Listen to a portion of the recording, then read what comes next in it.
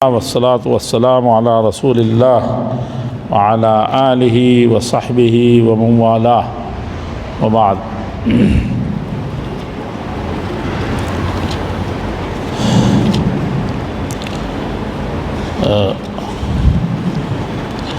بہت سی آیتوں اور سورتوں سے آگے بڑھتے ہوئے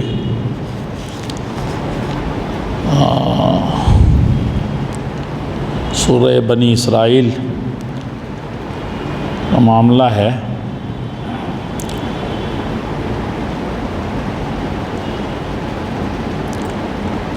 اس میں اسراء اور معراج کا ذکر ہے۔ اسراء اور معراج، اسراء کہتے ہیں سبحان الذی اسریٰ بعبدہ لیلا من المسجد الحرام الی المسجد الاقصی الذی بارکنا حولہ۔ اس میں اللہ تعالیٰ کی ذات کتنی بڑی اور پاک ہے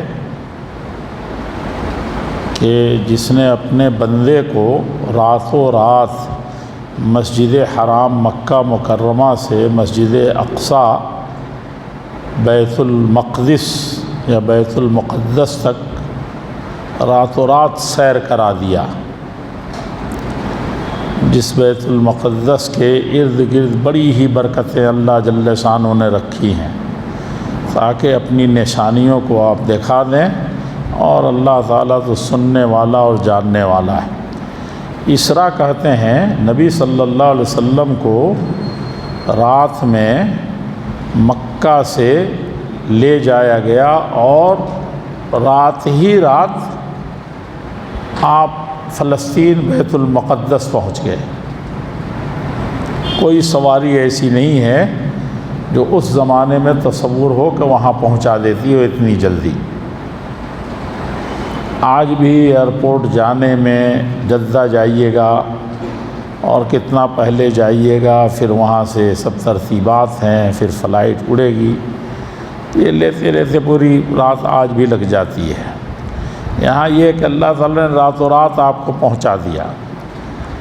اس سے بھی تعجب کی بات یہ ہے کہ ایک سیارے کے پاس چڑھنے میں جانے میں سورج اور چاند سب سے قریب ہے جو ہم سے، وہاں پہنچنے میں کتنے دن لگ رہے ہیں، اور سورج کے پہنچنے میں کہتے ہیں کہ آپ اپنی بیوی کو ساتھ لے لیں شادی آج کر کے، اور اسی میں بچہ پیدا ہو جائے، 9 مہینہ لگے گا کہ نہیں، اور پھر اس کا بچہ پیدا ہو جائے، پھر اس کا بچہ پیدا ہو جائے، یعنی سب مرتے جائیں اور بچے جوان ہوتے جائیں اور راکٹ پر اڑتے چلے جائیں، تب بھی بعض کہکشاؤں اور بعض فضاؤں تک نہیں پہنچ سکتی، اتنے دور ہیں یہ سب، اور یہ سب آسمان دنیا کے نیچے ہے۔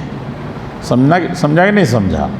پھر آسمان ہے، پھر آسمان ہے، پھر عرش ہے، پھر کرسی ہے، کتنا دور ہے بھائی، کوئی سمجھ نہیں سکتا اس پنہائیوں کو، ابھی سمجھنے والے تو پیدا نہیں ہوئے ہیں، ابھی کچھ لاکھوں کروڑوں چیزوں میں سے بعض کی طرف پہنچنے کا، جیسے چاند پر دعویٰ کر رہے ہیں، اور اس کے آگے تو صرف خوردبین اور دوربین سے دیکھ رہے ہیں۔ تو اللہ کے نبی کو پھر مسجد حرام سے کہاں لے جایا گیا؟ مسجد اقصی سے پھر آپ کو آسمان پر لے جایا گیا، سدرۃ المنتہا، جہاں جبریل امین بھی اب اس کے بعد اس سے آگے نہیں بڑھ سکتے تھے۔ پھر ابھی عرش تک آپ کو بھی نہیں جانا ہوا، تو پہلے ہی تو یہ اللہ کے نبی صلی اللہ علیہ وسلم کے ساتھ اللہ تعالیٰ نے معجزہ دکھایا۔ ابوبکر صدیق رضی اللہ تعالیٰ کا صدیق نام اسی سے پڑا، کہا کہ آج محمد نے مکے میں ایسا دعویٰ کر دیا ہے کہ اب کیا کرو گے ابو بکر، اب تک تو ان کی سچائی کی وجہ سے تم مر رہے تھے، ہم ظلموں سے لڑ رہے تھے، اب یہ بتاؤ کہ یہ تو کہتے ہیں راتوں رات بیت المقدس چلا گیا، اور راتوں رات پھر وہاں سے کہاں چلا گیا؟ آسمانوں کا سیر کیا، اور یہ ہوا اور وہ ہوا، اور اتنی چیزیں بیان کر رہے ہیں کہ جو قصہ ختم ہی نہ ہو، جنت جہنم کا سیر، اور یہ کیا چیز ہے، اور کتنی مرتبہ گئے؟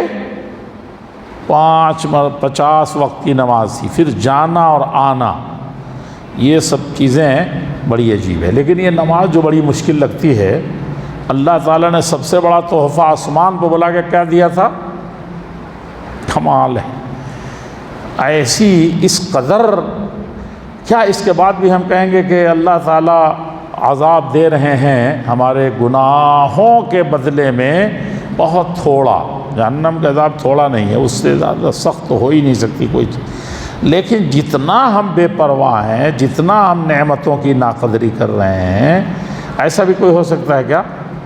آپ تو ایسے دیکھتے ہیں، ایسے دیکھتے ہیں، سرٹیفکیٹ اپنا دیکھتے رہتے ہیں کہ ہم کو گولڈ ملا تھا اور یہ ملا تھا اور وہ ملا تھا اور وزیر اعظم نے اپنے دروازے بلا کے دیا تھا اور فلاں۔ تو یہ بڑے سب چیزیں غور کرنے کی ہیں۔ پھر اسراء معراج کے سلسلے میں بڑے بڑے فتنے بدعتیں ایجاد ہوئیں۔ اس دن لوگ خوب رجب میں نہیں دیکھتے ہیں، رجب میں کنڈے نکالنا، پھر طرح طرح کے، کسی کو پتہ نہیں کہ رجب میں ہوا تھا کہ کس مہینے میں ہوا تھا، اور 27 رجب کو تو سوال ہی نہیں ہے۔ تو صرف ہم اس دن کی جو فضیلتیں ہیں، اللہ پر ایمان لانا ہے، رسول کے مقام کو سمجھ کر کے ان کی ایک ایک بات پر مر مٹنا ہے، یہ نہ کر کے کیا کرتے ہیں، اپنے گھر سے 2 4 10 مشغلہ پیدا کر لیتے ہیں، جو ہماری ہلاکت کا اور زیادہ سبب بنتا ہے۔ یہاں چند آیتیں ہیں، اللہ کے نبی کو حکم ہوا تھا، آپ سے پہلے بھی رسول ہم نے بھیجا اور ان کو ایک راستے پر چلایا، اور اس راستے میں کوئی تبدیلی آج بھی ہم نے نہیں کی ہے، اس لیے آپ نماز پڑھیے، شام کو بھی اور صبح بھی اور رات میں بھی، اور قرآن تو خوب پڑھیے، اور فجر میں تو ایسے قرآن پڑھیے تو وہ تو فرشتے حاضر ہوتے ہیں، اس میں کیا جلوہ ہوتا ہے، کیا عجیب منظر ہوتا ہے جب قطار اندر قطار فرشتے نازل ہوتے ہیں فجر کی وہ میں قرآن پڑھنے میں۔ اور رات کو تہجد پڑھا کیجیے، جس کو آپ نے ابھی پڑھا ہے، اب رات کو پہلے ہی کر لیتے ہیں اس کو ہم لوگ، نہیں تو یہ تو آخری رات کی چیز ہے۔ اللہ تعالیٰ مقام محمود کو ہو سکتا ہے بھیجے۔ یہ تہجد جو ہے یہ قبر کے اندر روشنی، اور سب سے اونچا محل جو ہے مقام محمود، وہ یہ تہجد اتنی بڑی چیز ہے جو رمضان میں تراویح کے نام سے پڑھتے ہیں۔ اب عسیٰ ان یبعثک ربک مقاما محمودا، تو تہجد اگر چاہتے ہیں کہ اندھیری کوٹری میں، تنگ کوٹری میں خوب روشنی قمقمے ہوں اور زوردار طریقے سے رہیں، گھر والوں نے جس گڈھے میں پھینک کے آئے ہیں، تو یہ حکم ہے۔ اور اللہ سے یہ دعا کرتے رہیے کہ اللہ تعالیٰ بہت اچھی سچی جگہ پر ہم کو جگہ دینا، کہیں بھی جائیں اور جب نکلیں اپنے گھر سے چاہے تو اچھی جگہیں ملیں، اور اپنی طرف سے ہم کو، اور یہ بھی کہیے کہ جب حق آیا تو باطل مٹ کے رہے گا، اور باطل تو مٹنے کے لیے ہی ہے۔ قرآن کو ہم نے شفا اور رحمت بنایا ہے مومنوں کے لیے، لیکن ظالموں کے لیے یہ عذاب بنے گا۔ قرآن کیا بنے گا؟ عذاب بن جائے گا۔ جو قرآن پڑھتے نہیں، سمجھتے نہیں، قرآن پر ایمان نہیں لاتے، انسان کو جب نعمتیں دیتے ہیں تو وہ اترا جاتا ہے اور بہت گھمنڈ سے ایسے منہ کر لے گا، کبھی ایسے سینہ تان کے ادھر نکل جائے گا، اور جب اس کو مصیبت پہنچتی ہے تو لگتا ہے رونے گڑ گڑانے، اور مایوس ہو جاتا ہے فوراً جو ہے کہ اللہ تعالیٰ ہے ہی نہیں ہیں، واویلا مچانے لگتا ہے۔ جس کو جیسے عمل کرنا ہے کر لے، اللہ تبارک تعالیٰ ہدایت کے راستے پر کون ہے وہ خوب جانتے ہیں۔ اور یسألونک عن الروح قل الروح من امر ربی، فرمایا کہ روح کے سلسلے میں یہ پوچھ رہے ہیں تو آپ بتائیے کہ روح کیا ہے۔ اصل میں اللہ کے نبی صلی اللہ علیہ وسلم پاس ایک دن مکہ والے آئے، سب سردار مل جل کر کے، اور کہتے ہیں کہ نہیں یہود آئے تھے، تو انہوں نے کہا اللہ کے نبی صلی اللہ علیہ وسلم سے کہ آپ یہ بتائیے کہ روح کے بارے میں بتائیے، روح کیا چیز ہے، سمجھا کہ نہیں؟ کہا کہ روح کے بارے میں بتائیے کہ کیا چیز ہے، اور تو آپ نے اللہ کے نبی صلی اللہ علیہ وسلم نے کو حکم ہوا، وحی آئی، آپ کیا بتاتے کہ روح کیا چیز ہے بھائی؟ جی 50 آدمی کو بھی ذبح کریں، 100 بکری روز ذبح کرتے، روح نظر آتی ہے کیا؟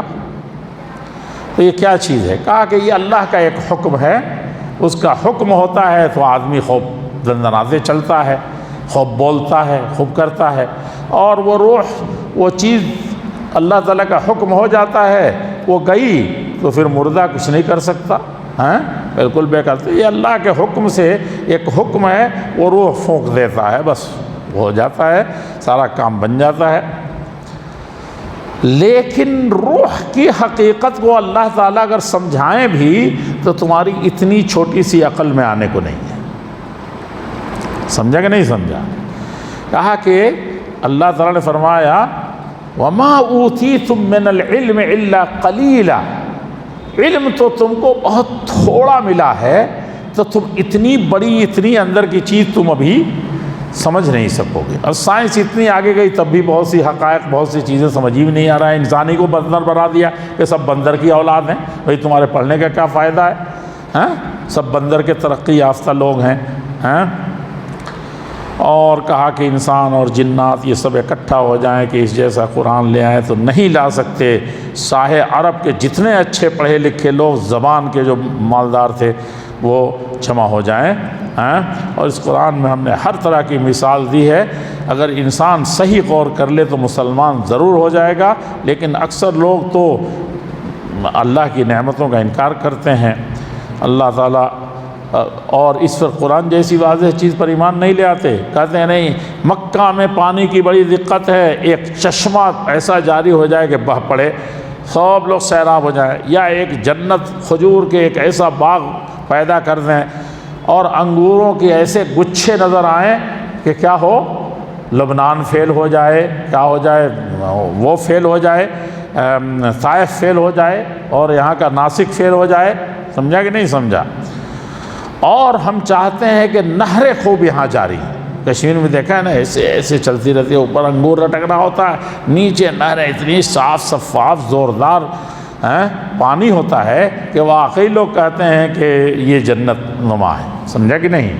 جنت کی طرح سے ہے۔ اگر فردوس بر روئے زمین است، ہمیں نستو ہمیں نستو ہمیں نست۔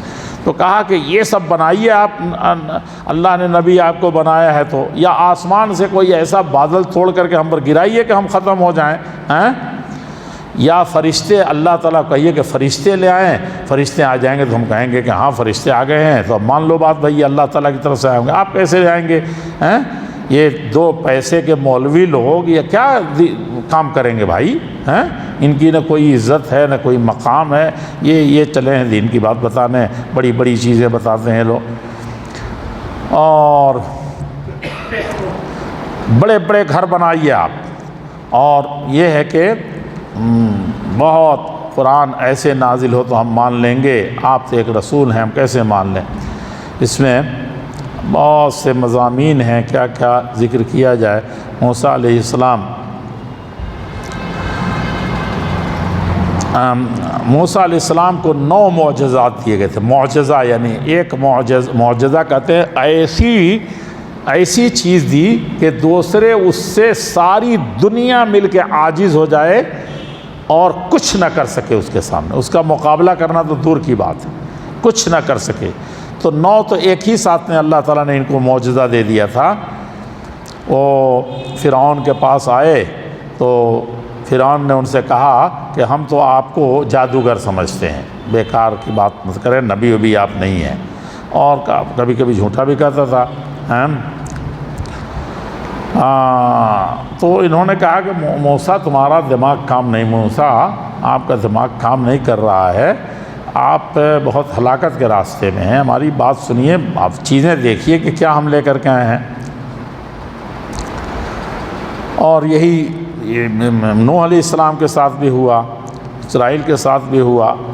تو یہ بہت پرانی کہانی ہے، اور قرآن کریم کو بتایا کہ تھوڑا تھوڑا کر کے ہم اس لیے نازل کرتے ہیں نبی پر، تاکہ ٹھہر ٹھہر کے لوگوں کو آپ سنائیں اور لوگ ایمان کے راستے پر آئیں، اس کو سمجھ کر کے آگے بڑھیں۔ اور پھر سجدہ آ گیا۔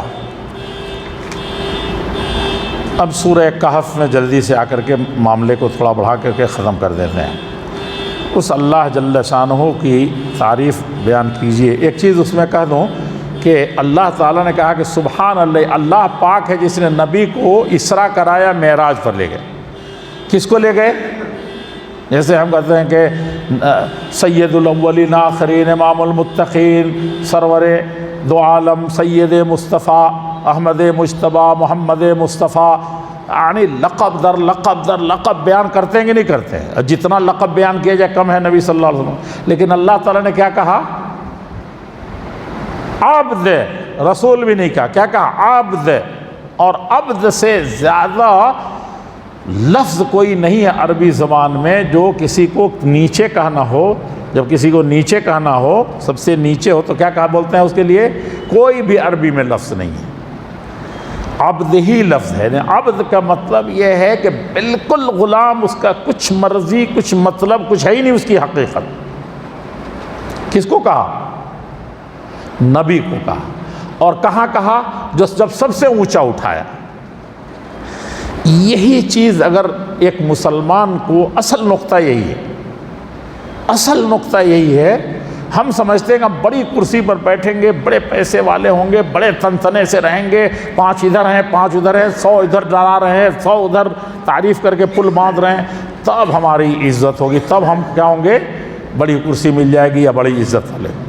اللہ تعالیٰ فرماتے ہیں سبحان اللہ پاک ہے جس نے اپنے غلام بندے کو اسرا کرایا، معراج کرایا، یعنی سب سے اونچا مقام دیا۔ قیامت تک سبھی سائنسدان مل کے نہیں جا سکتے دنیاوی اعتبار سے۔ کیوں؟ اس لیے کہ جب بندہ عبد ہوتا ہے، اللہ کا صحیح فرما بردار جب ہو جاتا ہے تو سب سے اونچا ہو جاتا ہے، اللہ سب کو اونچا اونچی کریں گے۔ اور اسی لیے بلال سب سے بڑے غلام تھے، خریدے ہوئے، سب سے کالے کلوٹے، تو اسی لیے جنت میں اللہ کے نبی سے آگے آگے جا رہے تھے۔ دیکھا آپ نے؟ کیونکہ اس غلامی میں اللہ کی غلامی کا حق ادا کر دیا، اس غلامی کی مصیبت میں بھی اللہ کا جھنڈا بلند رکھا۔ تو جھنڈا کون سپاہی بند کرے گا جو بات نہیں مانے گا کرنل جنرل کا یا حکومت کا فرما بردار نہیں ہوگا؟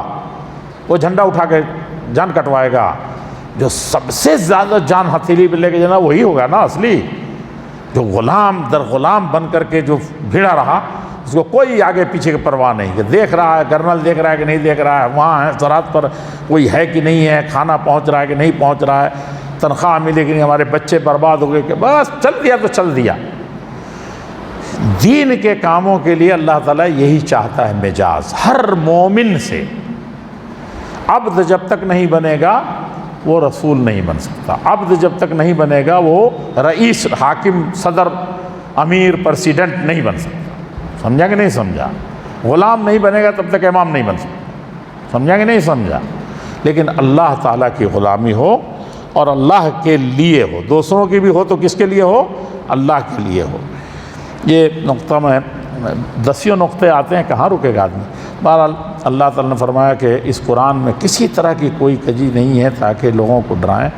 اور اس کے بعد اصحاب کہف کا ذکر ہے، اصحاب کہف پر ختم کر دیتے آگے۔ اس میں بڑے سورہ کہف جو ہے نا بڑی وہ ہے سورہ کہف، اصحاب کہف تھے، اس وقت سارے جوانوں کو سننا چاہیے، پڑھنا چاہیے۔ دقیانوس ایک بادشاہ گزرا ہے بڑا دبنگ، اور اس کے زمانے میں شرک اور ظلم بہت تھا۔ ظلم تو ہو زیادہ نہ ہو لیکن شرک اور بڑی دبنگئی تھی دقیانوس بادشاہ کی۔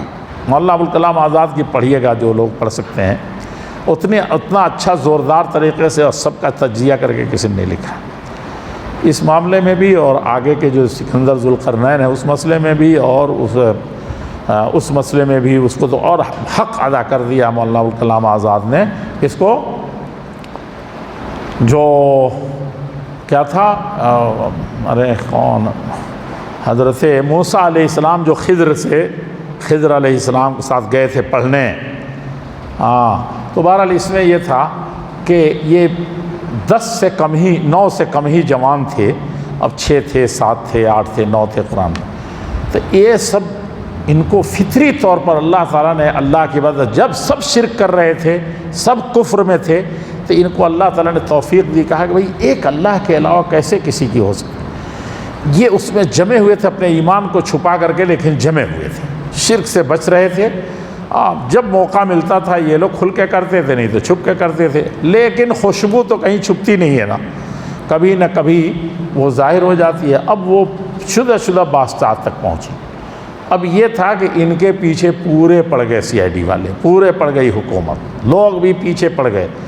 تو انہوں نے اللہ سے دعا مانگی، ربنا ہیئ لنا من امرنا رشدا، اللہ تعالیٰ ہدایت پر رہتے ہوئے ہم کو کوئی راستے پر ضرور چلا دے گا جس سے ایمان بچ جائے، ہم بھی بچ جائیں۔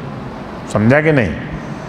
تو یہ کسی غار میں انہوں نے دیکھا کہ اب کوئی جگہ نہیں ہے، ہر جگہ یہ ہے، چچا بھی بتانے کے لیے تیار ہے، بھتیجے بھی تیار ہیں، ابا بھی بالکل سرنڈر کیے ہوئے ہیں، تھوڑا سا بیٹے کی محبت تھی لیکن کفر کے ہونے کی وجہ سے ہم لوگوں سے کوئی دلچسپی کون دشمنی ہو گئی۔ تو اب کہیں نہیں تو انہوں نے ایک پہاڑ میں جا کر کے، کھوہ میں، کہف کہتے ہیں کھوہ کو، پہاڑ میں جو کھوہ ہوتا ہے اس میں، عام کھوہ میں نہیں، کھوہ جانتے ہیں نا غار اندر۔ اور رقیم، اصحاب الکہف والرقیم، رقیم کے بہت معنی ہیں، لیکن کہتے ہیں کہ اس غار پر ان لوگوں کا نام لکھا ہوا تھا، مرقوم کے معنی میں ہے، اور بھی اس کے بہت معنی ہیں۔ بہرحال وہاں جا کر کے یہ چھپے تو اللہ جل شانہ نے ان پر نیند طاری کر دی۔ ان کے کانوں میں جیسے روئی ٹھونس کے سوتے ہیں نا، تو کان میں بھی ان کے آواز کی وہ کم کر دی، اور پھر ایسی پوزیشن میں اللہ تعالیٰ نے ان کو رکھا کہ جیسے سورج نکلتا تھا تو گرمی پہنچتی تھی لیکن گرمی جلا نہیں سکتی تھی، ایسے دائیں ہو جاتی تھی شام کو، اور صبح کو کیسے ہو جاتی تھی؟ بائیں کو ہو جاتی تھی۔ تو اس طرح سے اللہ تعالیٰ نے ان کو انرجی پہنچاتا رہا، اور یہ 309 سال ایسے ہی سوئے رہے۔ اور ان کا کتا جو تھا، وَكَلْبُهُمْ بَاسِطٌ ذِرَاعَيْهِ بِالْوَصِيدِ، اپنے پاؤں کو پھیلائے ہوئے دروازے پر ایسے بیٹھا ہوا ہے۔ سمجھا کہ نہیں؟ اللہ کے نبی کو حکم ہوا کہ اگر آپ بھی اس وقت دیکھ لیتے تو مارے ڈر کے بھاگ جاتے۔ عجیب منظر تھا ان کے سونے کا، اس کھوہ کا، یہ کا وہ کا۔ اللہ جل شانہ نے ان کے ایمان کی حفاظت کی، اس سے زیادہ زبردست چیز نہیں ملی کہیں۔ ان جوانوں نے اپنے ایمان کی خاطر سب کچھ چھوڑ دیا، اور آئے تو اللہ تعالیٰ نے ان کے ساتھ معجزہ کیا۔ جب انہوں نے 900 سال یا 309 سال جب اتنا اٹھے یہ، تو انہوں نے کہا کہ یہ کیا مسئلہ ہے؟ کہا کہ بھوک بہت زور کی لگی ہے، دیکھا ہوگا تو پرانے زمانے کے پیسے لے کر کے، اور یہ کہا کہ بھائی کوئی ایک آدمی ہم میں سے جو بڑا چالاک ہو، جو نبھا سکتا ہو، جائے۔ اب تو حالت بہت خراب ہے، اور سو کے ہم لوگ اٹھے ہیں، تو یہ مسئلہ کیا ہے سمجھ میں نہیں آ رہا ہے کہ کیا کھایا جائے، کیا پیا جائے۔ تو کہا کہ جاؤ، جو ہوشیار آدمی ہے اس میں سے جاؤ، اور اس طریقے سے مارکیٹ شہر میں گھسنا کہ کسی کو اندازہ نہ لگے کہ ہم لوگ وہی ہیں، نہیں تو لوگ پہچان لیں گے۔ ہماری تلاش آج تک ہے، فائل بند نہیں ہوئی ہے۔ اور فائل کیسے بند ہوگی؟ وہ سمجھتے تھے کہ ان کو پتہ تھا کہ ہم لوگ عصر کے وقت سوئے تھے، مغرب کے بعد جاگ رہے ہیں، یا فجر سے پہلے سوئے تھے اور فجر بعد جاگ رہے ہیں۔ تو ان کو تھا کہ تھوڑی دیر کے لیے ہم لوگ سوئے ہیں، 300 سال سوئے رہے، اور ان کو پتہ چلا کہ تھوڑی دیر سوئے۔